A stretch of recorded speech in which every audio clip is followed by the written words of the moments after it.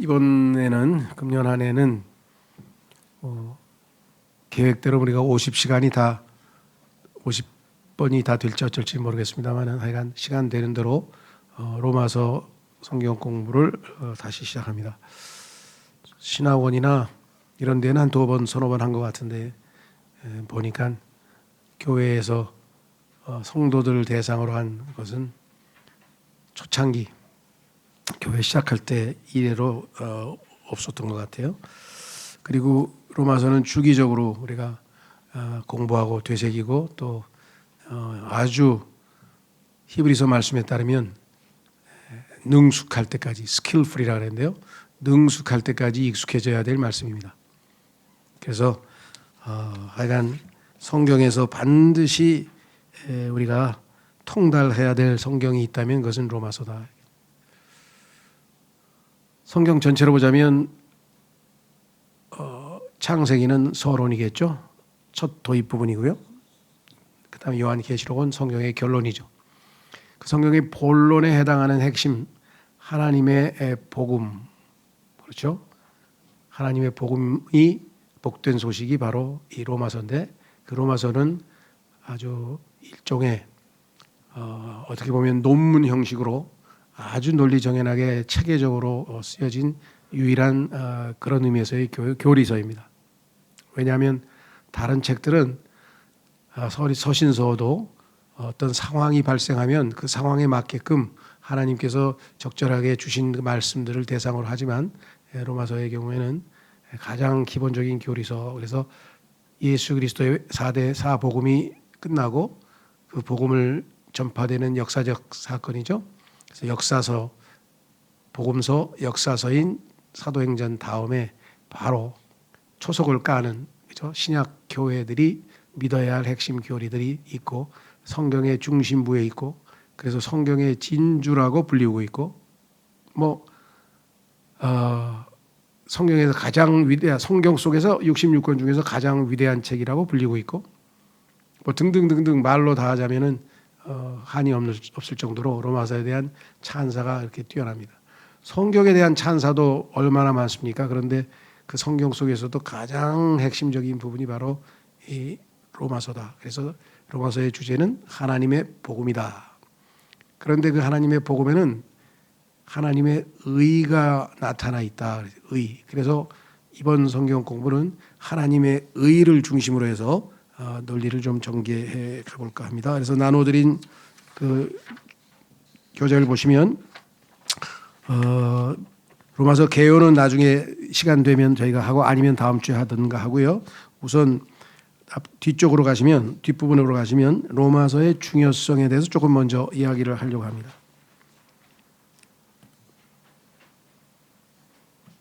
아까도 말씀드린 것처럼 여러 사람들의 찬사와 이런 것들은 뭐 별개로 하고더라도 우리가 구체적으로 왜 로마서가 이렇게 가장 성경에서 중요한 책이냐라고 하는 것을, 본론에 해당하느냐라고 하는 것을 우선 알고, 그렇죠? 그 중요성을 알고 공부하는 것이 필요하다 생각합니다.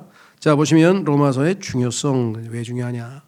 모든 그리스도인이 반드시 이해하고 있어야 할 한 권의 책이 있다면 그것은 성경 66권 중 바로 로마서이다 그랬습니다. 참으로 저는 어떤 의미에서는 참 행운이라고 할 수 있겠죠. 구원받고 나서 열흘 만에 한 달 동안 로마서 성경 공부를 배웠어요. 내가 구원받은 그 소속된 단체에서 구원받은 사람들을 그렇게 훈련을 시켰어요. 그때는 로마서가 무슨 책인지도 모르고 로마서라는 것 그냥 성경에 있는 책인가 보다. 구원받은 이제 하루밖에 안 돼. 열흘도 안 된 사람이 뭘 알겠어요.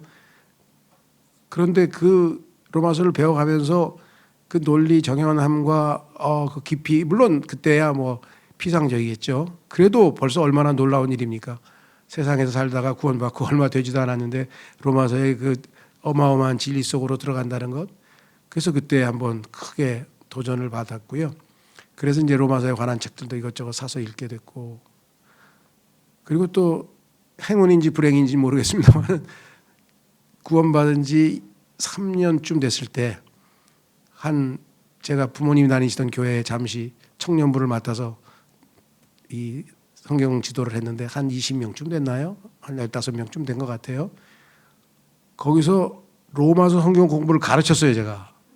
물론 제가 가르친 건 아니고 젠센 시리즈라고 하는 좋은 교재가 있어서 그 교재에 따라서 같이 공부한 거죠. 그래도 같이 공부한 것 치고는 참 어떻게 보면 무모한 거죠. 무모한 거. 로마서를 그렇게 한두 번 배워가지고 가르친다는 것은 무모하지만 당시 저로서는 청년부를 맡아달라 그러는데 할 만한 게 없더라고요. 뭐 아는 게 있어야지. 그래서 배우는 걸 가지고 했던 기억이 나요. 자, 여기 중요합니다. 이걸 잘 좀 인지해 주시면 좋겠어요. 잊지 마시고 다음 주에도 가져오시고요. 자, 모든 그리스도인이 반드시 아주 숙달, 그냥 한두 번 공부가 아니라 히브리서 말마다 스킬풀이라 그랬어요. 능숙하게 다룰 줄 알아야 될 하나님의 말씀이, 하나님의 성령의 검이 바로 이 로마서인데, 왜냐? 첫째는 로마서는 교리적 진리를 제공하기 때문이다. 여기에 하나님의 핵심 교리, 자, 디모데후서에 보시면 아시다시피 성경을 주신 목적이 첫 번째가 교리라 그랬어요. 그렇죠? 네, 그다음에 책망과 바르게 함과 그다음에 의로 교육함이라 그랬어요. 그런데 첫 번째가 교리예요. 그러면 성경 자체가 교리를 제공하려고 하는데 그 중에서도 교리의 핵심을 다루고 있다면 당연히 핵심 부에 속해 있는 것이 바로 이 로마서겠죠. 그래서 여기 뭐 짧게만 했습니다만 칭의, 성화, 입양, 심판 그리고 그리스도와 연합, 하나됨, 연합, 이것 말고도 더 많은 교리들이 쫙 아주 깊이 있게 다뤄져 있기 때문에 로마서는 한마디로 하면 교리서다. 그렇기 때문에 임기응변적으로 여기 상황에 맞춰서 쓴 서신과는 달리 논리 정연하게 하여간 하나님께서 인류에게 보내는 참 하나님의 복음의 일종의 이라는 타이틀을 단 논문이라고 할 수 있겠죠. 자, 두 번째는 로마서는 세대적 진리를 제공하기 때문이다.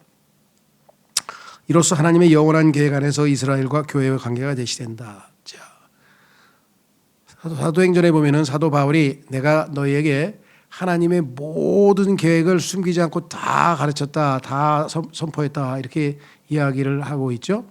그러니까 창세기 1장 1절서부터 시작해서 계시록 마지막까지. 물론 그 전에 영원 전에 대한 얘기도 성경에 보면 나옵니다. 영원 전에 창세기 1장 1절 이전에 하나님 예수님께서 무슨 일을 하고 계셨는지 그 얘기가 성경에 여러 군데가 나와요. 그래서 저희가 창세 전에 예수님은 이란 제목으로 주의 만찬 예배 때 두 번인가 제가 설교를 한 것 같아요. 창세 전에 하나님 뭘 하셨는가, 예수님 뭘 하고 계셨던가. 자, 그래서 하나님의 모든 계획들이 쫙 전개됩니다. 하나님은 모든 계획들이 다양한 시대에 다양한 대상에 따라 달라집니다. 그렇죠? 하나님께서는 유대인을 다루시는 방법이 있고 이방인을 다루시는 방법이 있고 구원받은 하나님의 교회를 다루는 방식이 다 달라요. 그리고 성경은 모든 인류 전체에 대해서 쓴 내용이 있고 유대인에게만 쓴 내용이 있고 이방인에게만 쓴 내용이 있고 교회에게만 쓴 내용이 있고 그렇기 때문에 이것을 너희 이스라엘 사람들아 들어라 하고 사도행전 2장에서 베드로가 설교를 했는데 그거를 자기에게 갖다가 적용해 가지고 하면 어떻게 되겠어요? 자기는 이스라엘 사람도 아닌데 유대인도 아닌데 큰일 날 일이죠. 그렇죠? 어떤 우편 배달부가 실수를 해가지고 그 군대에서 오는 소집 영장을 우리 집에다가 잘못 집어넣었어요. 그러다 보니까 군대 나오라는 소리야. 그래가지고 깜짝 놀라가지고 소집하는데 가서 군대를 갔더니 너 왜 왔냐 그러지. 영장 받고 왔는데 그러니까 야 이건 너한테 보낸 게 아닌데 알고 보니까 옆집 사람한테 보낼 걸 잘못 또 내가 유대인에게 한 말인데 왜 네가 그 안식일을 왜 지켜? 네가 유대인이야? 하나님께서 그렇게 말씀하실 거라 이 말이죠. 그러니까 얼마나 단순하고 쉬워요. 그런데도 불구하고 하나님께서 rightly dividing 잘 나누어서 하나님께서는 땅이여 들으라 하늘이여 들으라 그러면 온 땅에 있는 모든 우주에게 다 적용되는 게 있고 이스라엘 사람들아 들으라 그러면 이스라엘 사람들이 듣는 거고 근데 이게 전체가 다 하나님 말씀 아닙니까? 그렇죠. 다 하나님 말씀이죠. 그러나 하나님께서 어떠하신 분이심을 배울 수 있죠. 그렇죠? 이스라엘을 하나님이 어떻게 다루시는가를 통해서 우리는 하나님의 어떠하심을 배울 수 있지만 이스라엘에게 하신 말씀을 내가 지킬 필요는 없는 거지. 무슨 말이가 되셨어요? 그래서 성경을 잘 나눈다는 것은 정말 중요한, 이것에 대한 인식이 부족했거나 아니면 이것에 대해서 잘 모르거나 무지했거나 했기 때문에 그냥 성경에서 성도만 나오면 다 자기인 줄 알아. 성경에 나오는 성도의 90%는 이스라엘 사람에 대한 얘기예요. 그러니까 성도라고 나오는 얘기를 자기에게 적용하면 절대로 안 돼요. 잘 봐서 이게 교회 시대의 성도에 해당하는 건지 잘 봐야 돼요. 그렇잖아요. 그죠? 자기에게도 한 말도 아닌데 자기에게 한 말로 갖다가 적용하면 어떻게 되냐. 근데 우리나라의 경우는 이와 같은 세대적 진리, 다시 말해서 여기 나와 있죠. 세대적 진리를 거듭난 하여간 그래도 보수주의 기독교 신자의 90%가 안 받아들입니다. 이게 다 장로교에서 배운, 그래서 그냥 구약시대 아무 구절이나 자기에게 적용하는 거예요. 물론 영적으로 적용할 수 있죠. 시편을 읽으면서 하나님은 이러한 분이시구나 이거 알 수 있지만 직접적으로 너에게 누구야 들어라 하고 직접적으로 하신 말씀을 그 얘기를 자기에다가 그냥 그대로 직방으로 적용해버리면 곤란한 얘기예요. 자, 그래서 여기서 세대적 진리를 적용하는데 하나님께서는 창세기 1장서부터 11장까지 인류 전체를 대하시다가 인류가 집단 반역을 하니까 멈추시고 하나님의 경영 방침, 하나님의 세대적 진리라고 하는 것은 하나님의 경영 방침에 따른 통치이기 때문에 경영 방침을 바꾸셨죠. 그래서 모든 이방인들은 로마서 말씀대로 하면은 gave up, 포기해버리고 네 마음대로 일단 살아. 왜? 하나님이 싫다 그러니까. 하나님 싫다 그러니까 반역을 저질렀으니까 니네들끼리 마음대로 살아보고 나는 계획이 따로 있다. 그래서 하나님께서 그 중에서 제일 작은 숫자의 민족 하나를 뽑아가지고 이스라엘이라고 하는 그 민족을 이제 택하신 거 아니에요? 유대인 아브라함서부터 시작해서. 그래서 하나님의 경륜은 거기서부터 시작해서 구약이 끝날지 말라기가 끝날 때까지는 전부 이스라엘에 대한 얘기가 나온다. 그리고 예수 그리스도께서 오셔서 이제 새로운 이방인들에게 새로운 시대가 또 열리게 되죠. 이런 것들에 대해서 우리에게 가르쳐 주는 게 뭐냐? 바로 이런 로마서다. 로마서 9장, 10장, 11절에서 유대인의 과거, 현재, 미래가 잘 나와 있죠. 그래서 로마서 9장, 10장, 11절은 조금 어려워서 사람들이 손 안 대고 넘어가는 경우가 많아요. 이거는 하나님의 경륜에 있어서 아주 중요한 거기 때문에 반드시 들어가 있어야 되겠죠. 그 다음에 세 번째는 로마서는 실제적 진리를 제공하기 때문이다. 그 실제적 진리. 우리가 신앙생활에 있어서 우리의 최대의 약점은 무엇인가? 교리는 잘 배웠어요. 근데 교리는 머릿속에 담아두라고 있는 게 아니잖아요. 그 교리가 삶에서 실천되어서 하나님께서 나를 통해서 역사해서 실제 삶에서 하나님께 영광을 돌려야 될 거 아니에요. 그렇죠? 그런데 그 실천적인 것은 교리적으로 확실할 때에 실천이 성경적 기초 위에 서는 거지. 예수 믿고 그래 예수 믿었으니까 나 이제 착한 일 해야지, 율법을 지켜야지, 사람들에게 잘해줘야지 그거 자체가 틀린 건 아니지만 그거를 그냥 자기 기준대로 막 해서는 곤란하다. 하나님께서 정하신 기준에 맞게끔 해야 되고 또 그렇게 예수님 믿고 바르게 잘 살아보려고 해서 살아지지를 않아요. 사도 바울도 실패를 했기 때문에. 그래서 어떻게 사는지 그 방식이 무엇인지 하나님께서 어떻게 해야 나를 통해서 역사하시는지 이런 걸 로마서 6, 7, 8장에서 배워야죠.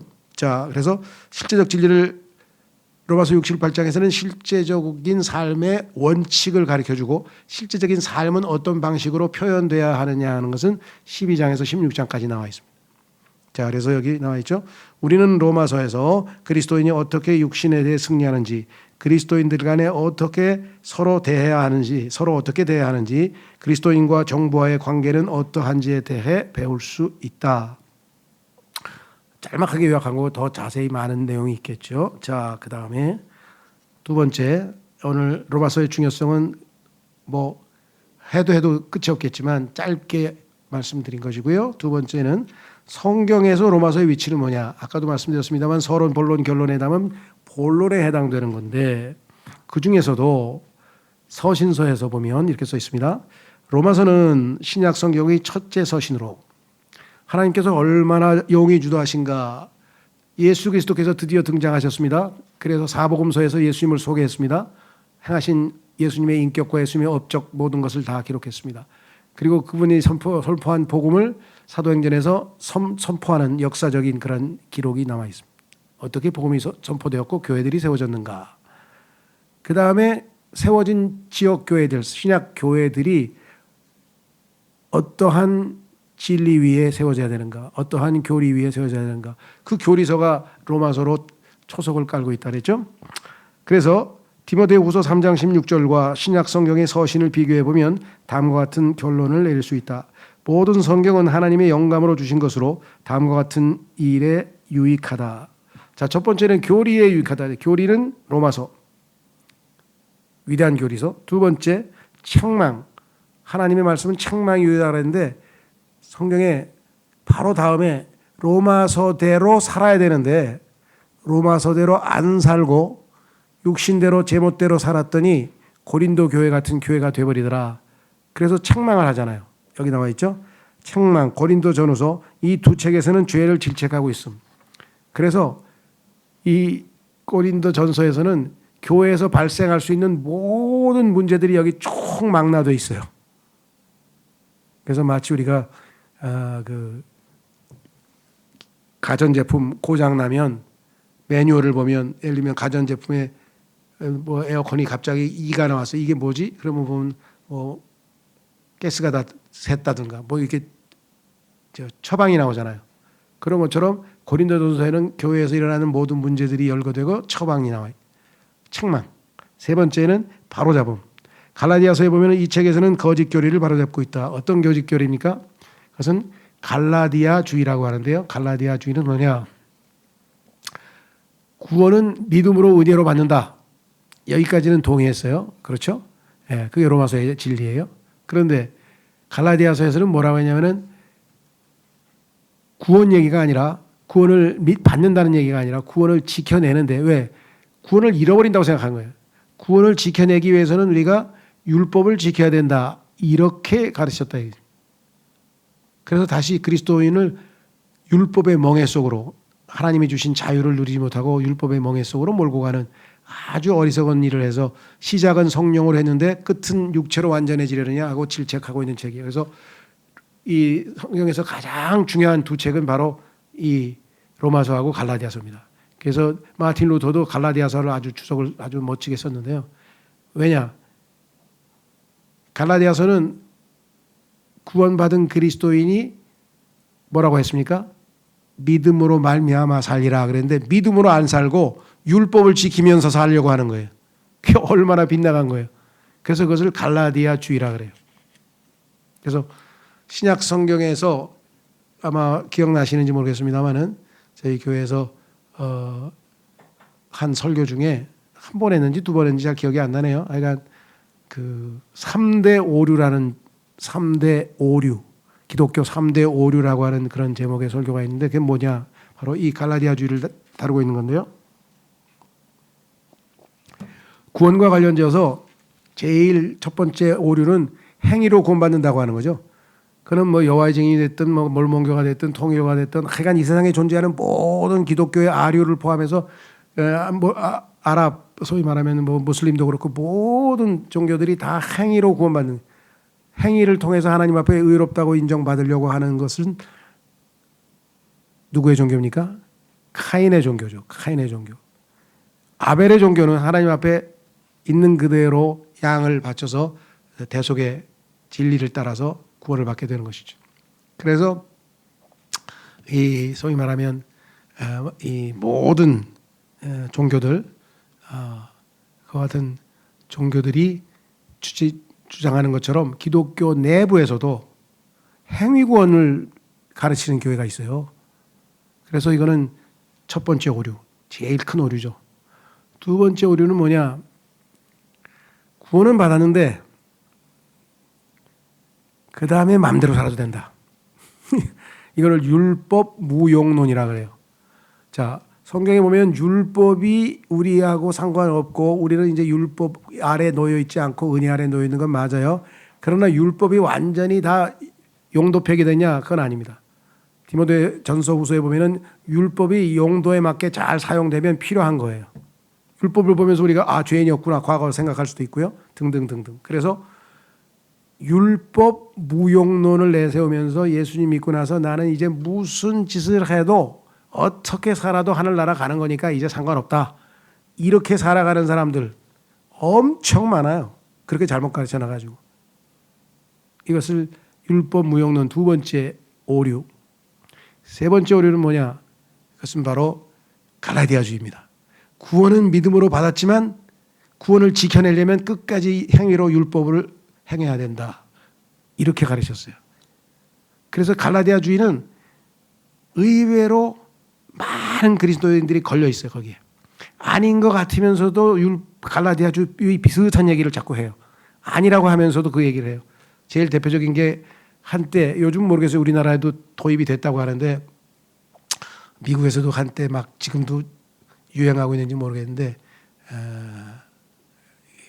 Lordship Salvation이라는 게 있어요. 들어보셨는지 모르겠어요. 이게 영어로 돼가지고 Lordship이라고 하는 것은 주님이 나의 주님 되심을 믿는 신앙인데 Salvation이 붙어 있어요. 그 얘기는 뭐냐면 예수 그리스도를 믿을 때 예수님을 Savior, 나의 구원자로 믿고 My Lord, 나의 주님으로 믿어야 되는데 나의 주, 나의 구원자, 나의 주, 나의 구원자로 예수님을 믿어야 되는데 그렇지 않고 예수님을 구원자로만 믿어가지고 예수님이 자기의 주인이 아니고 주님이 아니고 자기가 자기 중심이 돼서 자기 맛대로 신앙생활하는 하늘나라는 그러니까 이런 사람들, 그러니까 이런 사람들은 구원을 못 받고 구원을 잃어버린다 또는 구원을 못 받은 거다. 이게 성경에도 없는 얘기를 이렇게 만들어낸 거예요. 왜 그러냐니까 예수 그리스도를 믿고 구원받은 사람들을 가만히 보니 헌신되고 진정으로 주님을 따르고 섬기는 사람들은 드물고 대충 교회나 왔다 갔다 하고 그냥 뭐 출석이나 하고 뭐 헌금이나 내고 뭐 어설프게 엉성하게 살면서 할나라 가면 됐지 뭐 그렇게 힘들게 살아. 신앙을 뭐 이렇게 힘들게 하셔. 뭐 이런 사람들이 또 우리 주변에 엄청 많아요. 그러니까 어떻게 되겠어요? 이런 사람들은 구원 못 받은 거다. 그게 아니죠.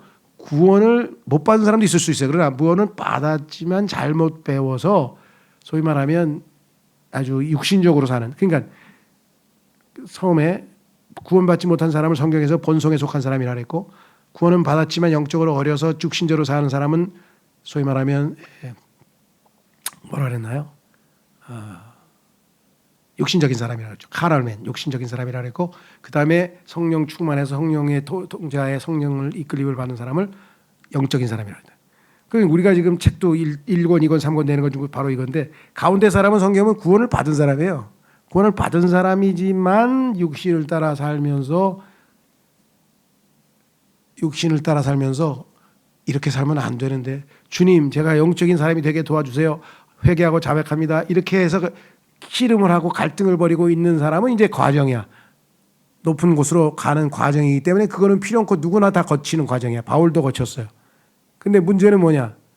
아예 이런 거에 관심이 없고 야, 나 이제 하늘나라 따놨어. 나 이제 죽어도 하늘나라가 이제 마음대로 살아도 돼. 이제 편히 살아도 돼. 이런 식으로 하는 것에 대한 반동으로 나온 교리입니다. 이런 거에 대해서 우리가 좀 조심해야 되겠고요. 자, 그다음에 네 번째 의로 훈육함. 에베소서를 비롯한 바울의 나머지 서신들 이것은 이 책들은 교리에 근거한 거룩한 삶을 가르치고 있다. 그래서 로마서는 바로 이 모든 것들의 토대로 출발점이죠. 교리부터 의로 훈육함. 그러면 성경을 주신 목적이 완성이 될 거 아니겠어요? 그렇죠? 성경을 주신 목적이 네 번째 가서 다 완성이 될 거란 말이죠. 자, 그다음에 이제 마지막으로 오늘 잠깐 이야기를 나누고 싶은 것은 뭐냐면 로마서의 주제입니다. 로마서의 주제는 당연히 하나님의 복음인데요. 그 하나님의 복음 안에는 하나님의 의가 있다. 우리가 보통 구원받았을 때 대부분의 사람들은 두 가지인 것 같아요. 나 같은 죄인을 하나님께서 이토록 사랑하셔서 정말 하나님의 사랑이 너무너무 크다. 그래서 이제 사랑 쪽으로 다시 말해서 그 감성적인 요소를 강조하는 부분이 사람이 있는가 하면 또 한 사람은 야, 내가 죄인이어가지고 지옥에 갈 수밖에 없었는데 예수님이 내 죄값을 대신 갚았어. 그래서 내가 예수님 덕분에 의롭다고 인정받았어 내가. 이제 하나님 앞에 나 무죄 선고받았어 나. 그래서 어떤 법적인 칭의, 의롭다고 인정받은 것을 근거로 해서 자신의 어떤 구원의 확신을 갖는 경우도 있습니다. 사실 두 가지는 동전의 양쪽 면이에요. 둘 중에 하나만 있을 수는 없어요. 예수 그리스도께서 내 죄 때문에 대신 십자가에서 죽으시고 나 같은 죄인을 죄가 하나도 없으신 그 거룩하신 분께서 창조주께서 그토록 사랑하셨다고 하는데도 그래서 대신 죽어서 나를 믿음으로 의롭다고 하셨다고 할 때 그 법적인 선언문도 중요하지만 그 전에 뭔가 있어야 될 거 아니에요. 그렇죠? 이렇게 나 같은 사람을 이렇게 사랑하셨어? 하고 뭔가 감성적인 찔림인가 뭔가가 또 있어야 될 거 아니겠어요? 그렇죠? 근데 어떤 사람은 이런 게 하나도 없는 것 같아. 자, 그래서 성경에 보면은 중요한데요. 마음으로 믿어 의에 이른다. 마음으로 믿어 의에 이른다. 예수님을 믿고 우리가 믿음으로 인정받게 되는데 그게 수단이 믿는 거예요. 근데 믿음에는 두 가지가 있어요. 머리로 맞아 하고 동의하는 거. 이것도 믿음이라 그래요. 그래서 이것을 고린도서 15장에서는 헛되이 믿었다 그랬어요. 머리로는 그래 내가 죄인인데 내 죄값을 내가 못 갚고 아이고 뭐 어떡하겠어. 예수님이 대신 죽으셨구나. 아이고 그래서 내가 대신 구원받았네. 만약에 어떤 사람이 이걸 인정했다면 머리로 인정한. 근데 그게 마음에 와 닿아서 내가 이분을 진정으로 신뢰해야 되겠다. 이분을 진정으로 사랑해야 되겠다. 이런 뭔가 찔림이 없으면은 그건 마음으로 믿는 게 아니죠. 그래서 성경에서 마음이란 단어가 성경에 거의 1000번이 나옵니다. 인간에게 있어서 제일 중요한 건 마음이에요. 그래서 사람들이 뭐 있잖아요. 뭐 맘먹기 나름이라는 얘기 많이 쓰잖아요. 뭐 어떤 상황에 처해도 맘먹기 나름이다 뭐 얘기하고 심지어는 뭐 남편 얘기도 할 때도 뭐 남편 다스리는 건 맘먹기 나름이라는 소리도 하고 하여간 내 마음대로 안 된다는 소리도 하고 이 마음 얘기를 얼마나 합니까? heart 이것이 성경에서 구원에 있어 핵심이에요. 마음으로 믿어야 구원이 이르는 거예요. 믿어야 구원받는다? 맞긴 맞는데 그 속에 마음으로 믿었다는 말이 안 들어가 있고 그냥 그거 믿어나 믿는다니까 난 믿는다니까 뭐 이러고 머리로 그냥 동의하는 걸 믿는다고 착각하면은 그건 아닙니다. 이게 얼마나 중요한 일인지. 성경에 보면 마음은 어떤 기능을 하느냐. 첫 번째는 understanding. 이해를 하는 거예요. 깨닫는 거예요. 이해하는 거. 야, 이상하다. 세상 과학에서는 이해가 머리로 한다 그러는데 그렇죠? 예, 요 머리는 뭡니까? 우리의 두뇌는 요거는 하드웨어예요. 하드웨어. 소프트웨어는 뭐냐면 우리의 스피릿 영이에요. 이 마음이에요. 마음으로 믿어야 되는데 마음에는 뭐가 있냐? 첫 번째 3가지 기능이 있어요. 첫째는 이해하는 거예요. 예수님께서 물어봐. 내가 너희에게 이른 말들을 깨달았느냐? 이해하였느냐? 이해가 안 되는데 막 믿어. 아무 생각마다 그냥 믿어. 이거는 아주 엉터리예요. 그건 가짜예요. 어떻게 그냥 믿어요? 이해도 안 되는데. 그러네. 이해야 믿지. 그것도 안 되는데. 그래서 성경에는 마음으로 믿는다는 것의 첫 번째는 understanding이에요. 그러니까 이해도 안 됐는데 그냥 무조건 믿습니다 하면 그냥 아무것도 아니에요. 그냥 엉터리예요. 두 번째 뭐냐? 이해가 되면 뭐예요? 마음에. 어떻게 나 같은 이런 죄인, 내가 봐도 정말 싫은, 내가 봐도 내가 형편없는 이런 인간을 하나님께서 어떻게 자신의 아들까지 그 존귀하신 아들까지 주시면서 어떻게 그렇게까지 사랑하실 수가 있지? 정말 하나님 너무 선하신 분이시다. 하나님 감사합니다. 정말 나 같은 죄인을 사랑해 주셔서 이게 있어야 될 거 아니에요. 그죠? 그러면 내가 어떻게 해요? 이분을 믿고 일생을 맡기고 이분을 따라서 신뢰하고 살아야 되겠다. 믿음으로 살아야 되겠다라고 결단을 내리는 거잖아요. 그래서 이거 결단을 내린다는 게 의지예요. 그래서 이거는 지정의, 이해하고 감동이 오고 그다음에 결단을 내리고 이 3가지가 한순간에 믿음의 안에 다 들어가 있기 때문에 마음으로 믿는 순간에 이 3가지가 일어나요. 그러면 뭔가 달라져. 근데 제가 믿었는데도 아무렇지도 않던데요. 감정은 조금 늦게 올 수 있어요. 얼마 있다. 그러나 와요. 그냥 아예 안 오진 않아요. 어떤 사람은 일주일 뒤에 그게 그였구나, 그게 그였구나 이렇게 느낀 사람도 있고요. 예. 그래서 이 정말 중요한데, 그래서 조심하셔야 되는데 이해를 먼저 해야 돼요. 그 이해가 뭐냐? 의야. 여기 그래서 복음에는 하나님의 의가 나타나 있다 그래야 돼요. 많은 사람들이 복음에는 하나님의 사랑이 나타나 있다고 생각하는데, 하나님이 사랑하시기 때문에 자기 자신의 아들을 내어주신 건 맞지만, 복음의 핵심 주제는 사랑이 아니고, 하나님이 세상을 이처럼 사랑하셨지만, 요한복음 3장 16절. 그러나 그게 복음의 핵심이 아니고, 복음의 핵심은 하나님의 의가 하나님의 복음 안에 나타났어요. 그것이 계시되었어요. 나타났어요. 자, 그래서 여기 지금 보시면 로마서의 기본 주제는 하나님의 의다 그랬어요. 복음에 하나님의 의가 나타났다 그랬으니까 당연히 복음에는 핵심 주제가 의겠죠. 자, 그다음에 의라는 단어가 무려 40번에 걸쳐서 로마서에 나옵니다. 그러니까 로마서에서는 가장 많이 등장하는 단어가 의예요. 의 반대말은 불이죠. 불이 옳지 않다. 너무 어렵게 생각하지 마시고요. 하나님 기준에서 봐서 옳다, 이게 모두 의고, 하나님 기준에서 옳지 않다 그러면 다 불이에요. 그러니까 인간의 기준하고는 조금 다를 수도 있어요. 그래서 세상 법이 또 성경하고 안 맞을 때가 있죠. 그렇죠? 예. 자, 그래서 두 번째는 뭐냐? 여기 첫 번째는 1장 3장은 왜 의가 필요한지를 보여주며, 그래서 예수님 안 믿는 사람한테는, 아직 구원받지 못한 사람한테는 로마서 1장에서 3장까지가 가장 중요한 거예요. 이걸 잘 설명해 줘야 돼요. 바울이 정말 로마에 있는 로마 사람들 무지몽매한 사람들이잖아요. 그냥 그 온갖 잡신을 섬기고 그냥 쾌락에 빠져가지고 목욕탕해가지고 밤낮 사우나마가 앉았고 그냥 하프나 치고 먹고 마시고 놀고, 그냥 이게 완전해야 환락에 빠져 있는 그 로마 사람들한테 너희들 지금 상태가 그게 아니야. 너희들은 지금 구원이 필요한 상태야. 이거를 설명하려니 얼마나 논리정연하게 얘기를 해야 되겠어요? 그렇죠. 그래서 로마서를 1장서부터 3장까지를 차근차근 읽어보면 내가 죄인이구나 라고 하는 것을 얼마든지 깨달을 수 있어요. 근데 이거를 사람들이 읽지를 않을 거 아니에요. 그러니까 우리가 요약해서 어떻게든지 잘 설명을 해줘야 돼요. 그래서 복음을 시작할 때는 죄로부터 시작하는 겁니다. 근데 많은 사람들이 긍정적으로 시작을 해요. 복음은 부정적으로부터 시작해야 돼요. 부정적으로. 왜냐하면 죄로부터 시작해야 되니까. 그런데 하나님은 당신에게 정말 훌륭한 계획을 가지고 계십니다. 정말 그러면서 하나님의 사랑은 정말 어마어마합니다 하면서 긍정적인 얘기부터 해가지고서는 나중에 부정적인 얘기를 할 틈이 없어요. 그러면 복음이 완전히 이렇게 막 완화돼서 제대로 된 복음이 전달될 수가 없죠. 싫더라도 일단 우리의 상태가 하나님 보시기에 우리가 죄인입니다. 이거를 가르쳐줘야 되겠죠.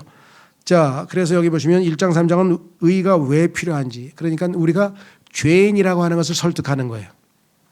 정말 처음에 이방인들, 그 다음에 도덕군자들, 그리고 유대인들 다 모조리 다 하나님 앞에서는 죄인이라고 하는 것을 아주 압도적인 논리로 설명을 합니다. 두 번째, 3장에서 8장에서는 하나님께서 그리스도 안에서 의를 제공하심. 근데 그 의는 인간이 율법을 지켜서 노력해서 착한 일해서 무슨 기도해서 아니면 그냥 철야해서 그거 해가지고 되는 일이 아니에요. 하나님의 의라고 하는 것은 하나님께서 선물로 제공하셔야 받을 수 있는 거지, 그걸 우리의 노력으로 쟁취할 수 있는 게 아니라는 거죠. 그래서 하나님은 인간이 죄인이라고 하는 사실을 명백하게 보여주신 다음에 하나님께서 어떤 방식으로 하나님의 의를 무료로 값없이 제공해 주시는가, 그거를 설명하고 있어요. 그러니까 제일 중요한 구절이 로마서 3장이죠. 그중에서 25절, 또 절수로 치자면, 그러니까 로마서 3장 22절부터 시작해서 그 마지막 절까지의 사도 바울의 31절까지인가요? 거기에 복음의 핵심이 다 들어가 있어요. 하나님께서 자신의 의를 어떻게 우리에게 제공해 주시는가가 거기에 잘 설명되어 있다. 이거에 가장 능숙해야 될 구절이 이 구절이에요. 이게 확실해야 구원이 흔들리지 않고, 이걸 확실해야 구원의 확신을 가질 수 있죠. 예, 세 번째는 뭐냐? 여기 보시면 3장에서 8장까지인데요. 제공하시는데 5장서부터 시작해서 그러니까 5장에서부터 시작해서 그러니까 5장까지가 이제 소위 말하면 제공에 대한 얘기고 6장, 7장, 8장은 제공은 제공인데 이미 우리 안에 들어와 있는 하나님의 의이신 예수 그리스도께서 어떻게 우리를 통해서 바깥으로 표현되느냐, 우리가 의롭게 살 수 있는 기본 원칙이 무엇이냐, 그걸 가르쳐 주는 거예요. 여기 보면 로마서 6장은 죄에 대해서 죽었다. 로마서 7장은 율법에 대해서 죽었다. 로마서 8장은 성령께서 우리를 통제하신다. 정답은 다 있는데 이게 구체적으로 어떻게 되는지 이거는 신앙생활에서 가장 어려운 부분입니다. 왜? 머리로 공부할 때는 한 것 같아. 그런데 실제 삶에서는 계속 실패해. 누구부터 실패했냐? 사도 바울서부터 실패한 거예요. 사도 바울서부터. 그래, 내가 이제는 의롭게 살아야지. 하나님께서 나를 의롭다고 하셨으니 이제 올바르게 살아야지. 그리고 율법을 열심히 지켜야지 하고 막 나름대로 했더니 계속 선하게 살고자 했는데 악하게 살고, 옳게 살고자 했는데 틀리게 살고, 계속 삐그덕 나중에 얼마나 괴로우면 나는 비참한 사람이구나, 안 된다 이거죠. 이거를 넘어가는 게 그리스도인에게서는 가장 큰 고비입니다. 어떤 분은 내가 이걸 진작에 알았으면 좀, 신앙생활 37년 만에 이 얘기를 처음 들어봐요. 37년 만에 이렇게 가야 된다는 걸 처음 들어봐서 이제 머리로 알기는 알겠대. 근데 이제 앞으로 향후 얼마큼 적용해야 될지 모르겠어요. 세계적으로 유명한 D.L. 무디도 10년 동안을 여기서 헤맨 거예요. 죄 짓고 자백하고 용서받고 새 출발해보자. 죄 짓고 자백하고 용서받고 새 출발해보자. 10년 동안. 워치만 니 같은 사람도 7년 동안. 나중에는 그렇게 기도했대요. 하나님, 제가 이것을 극복 못하고 자꾸 죄 짓고 자백하고 용서받고만 하면 더 이상 저는 하나님 말씀을 안 전하겠습니다. 제가 무슨 낯으로 전하겠습니까? 까지를 괴로워서 고백을 했을 정도라고 하니까. 자, 그래서 여기서는 정말 한 번 공부하고 안 됩니다, 이건. 그렇죠. 우리 좀 어려운 기술은 한 번 연습해 갖고 되지 않잖아요. 반복 해가지고, 이게 숙달돼가지고 이제, 이게 죄에 대해서 죽었다는 뜻이었구나. 이게, 그, 율법에 대해서 죽었다는 얘기가 바로 이 얘기구나. 성령의 통제를 받는 게 이거구나. 성령께서 내 안에서 율법의 의의를 이루신다는 게 이런 거구나. 이런 걸 체험해야 되는데, 그런 내용들이 우리 지금 번역하고 있는 책 1, 2, 3권에 보면 3권에 자세하게 나와 있어요. 자, 그 다음에 그래서 제 로마서에서 또 핵심은 뭐냐? 1장서부터 16장까지 해서 그 핵심은 6, 7, 8장이에요. 6, 7, 8장이 소화돼서 12장에서 나오는 그러한 도덕적이고 훌륭하고 본이 되고 존경받는 삶이 나타나는데, 이걸 안 거치고 그런 삶을 살려니까 훈련도 하나도 안 된 사람이 자기 멋대로 막 할 수 있나요? 그건 훈련이 안 돼서 안 되죠. 그 다음에 맞춰야 되겠네. 9장에서 11장에서는 이스라엘이 어떻게 하나님의 의를 거부했는지, 하나님의 의를 거부한 이스라엘의 과거, 현재, 미래에 쫙 나와 있고, 그래서 하나님의 모든 계획이 설명되어 있습니다. 그 다음에 12장 16절에서는 일상생활에서 어떻게 의의를 실천하며 살 것이니, 그러니까 의의가 왜 필요한지, 의의를 제공하셨다. 그 의의를 거부한 민족이 있었다. 그런데 그 의의가 우리 삶에서 어떻게 매일매일의 삶에서 실천될 수 있는지. 그러면 우리가 성경에 하나님의 왕국 사람, 하나님의 왕국에 속한 사람의 특징이 뭐라 그랬습니까? 성령 안에서 의와, 성령 안에서 의롭게 살면 그 다음에 화평은 자동적으로 와요. 잘못한 게 없는데 마음이 편하지. 화평과. 그러면 뭐예요? 자동적으로 희락, 기쁨이. 그러니까 하나님의 왕국 백성이다. 그런데 실제적으로 의를 하나님이 주셔서 갖고는 있어. 그런데 그 다음에 진전이 안 돼. 화평을 못 누려. 왜? 자꾸 죄를 지으니까. 그렇죠? 그 다음에 기쁨이 없어. 왜? 마음이 불안한데 자꾸 죄를 짓고 자백하고 그러니까. 그래서 성령 안에서 의와 화평과 기쁨이라고 하는 것을 누리고 저 사람 하나님의 나라 백성 맞네라고 하는 간증을 보이면서 행실로 선한 행실로 하나님께 영광 돌리는 삶이 우리가 가야 할 길이다 이거죠. 근데 이걸 쉽게 이루어지질 않는다는 거죠. 그렇죠?